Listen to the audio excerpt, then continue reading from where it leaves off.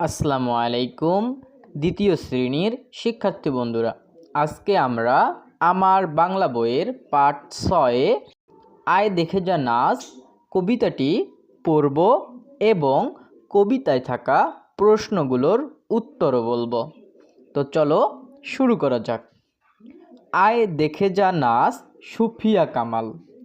গাঙ্গের পানি ছলছলায়, খোকন সোনা কলকলায়, গাঙ্গের ইলিশ মাছ বলে ডেকে খোকন মনি, আয় দেখে যা নাচ।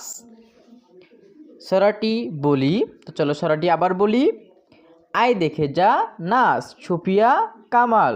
গাঙ্গের পানি ছলছলায়, খোকন সোনা কলকলায়, গাঙ্গের ইলিশ মাছ বলে ডেকে খোকন মনি, আয় দেখে যা নাচ।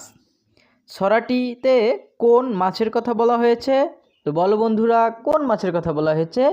হ্যাঁ, ছড়াটিতে ইলিশ মাছের কথা বলা হয়েছে। গাং মানে কি? গাং মানে বোঝায় নদী, তাহলে গাং মানে কি? নদী। তো এই ছিল তোমাদের আজকের ক্লাস। পরবর্তী ক্লাসের জন্য চ্যানেলটি সাবস্ক্রাইব করো। সাবস্ক্রাইব করুন।